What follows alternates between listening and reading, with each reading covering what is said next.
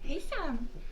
Den här veckan har jag hållit på och gjort en massa miniatyrer. Så jag har en hel hög med grejer som jag har pysslat med. Bland annat så har jag gjort diverse himlar av olika slag. Vissa är ju mer eller mindre bra. Lite moln. Och sen har jag på några av dem fortsatt. Jag har gjort himlarna först och låtit det torka. Och sen har jag fortsatt och gjort marken. Nu ska vi se.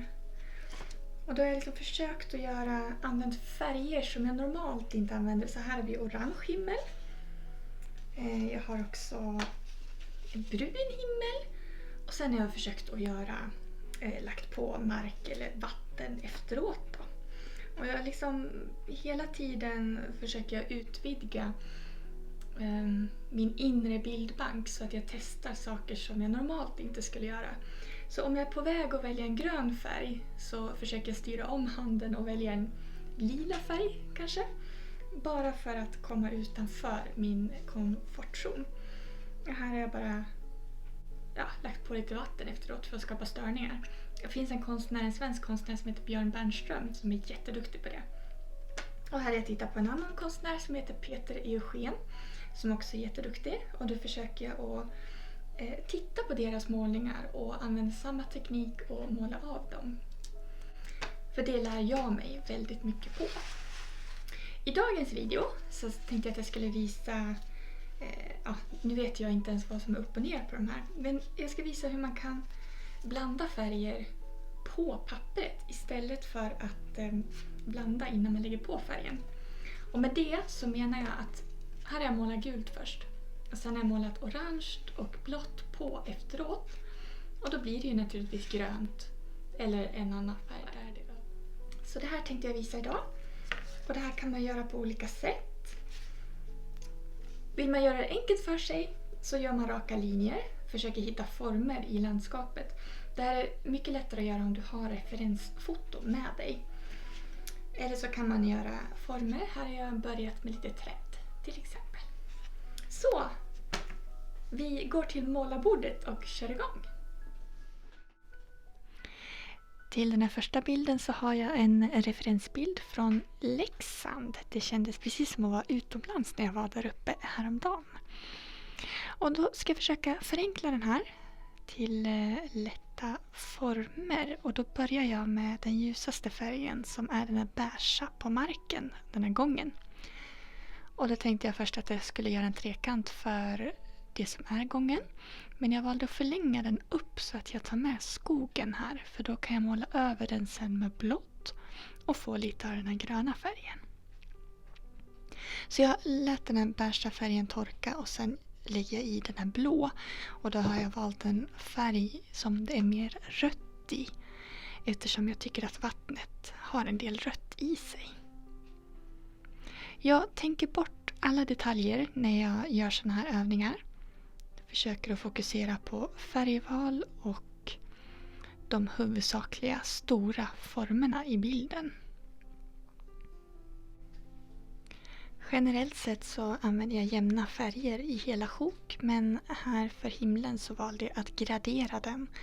Jag vattnar alltså ur färgen mot horisonten och det är ganska vanligt i landskapsmotiv att det blir ljusare närmast marken. Och den här färgen är då varmare, en lite mer grönaktig blå. I sista sekunden kom jag på att jag skulle använda det här blå ovanpå det gula. Så att det överlappar och blir grönt. Blått och gult blir grönt tillsammans.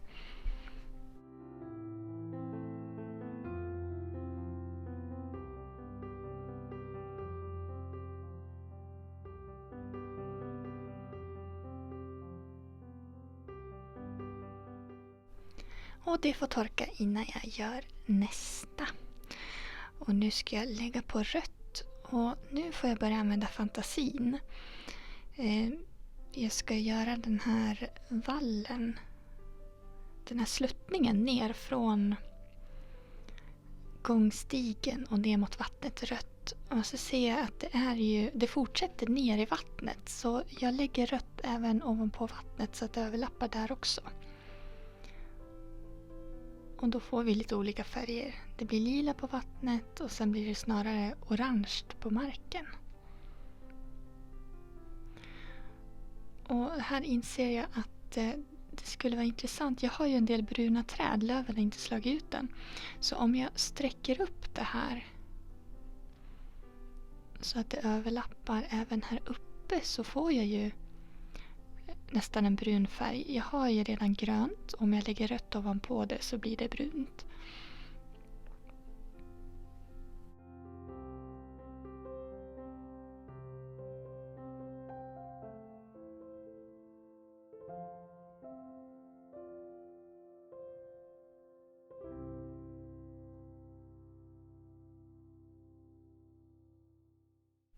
Så jag väljer att stanna där så går jag över till ett annat exempel. Några viktiga saker att tänka på det är att jag vill ha jämn färg, vilket betyder att jag behöver ha mycket vatten i penseln.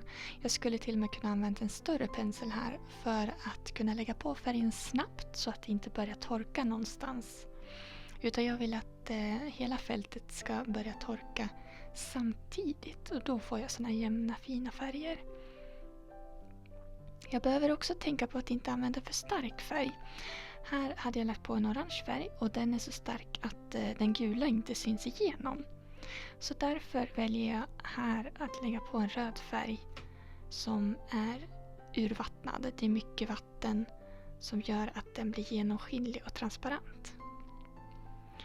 Om jag vill blanda färger på pappret så måste jag också se till att alla färger syns.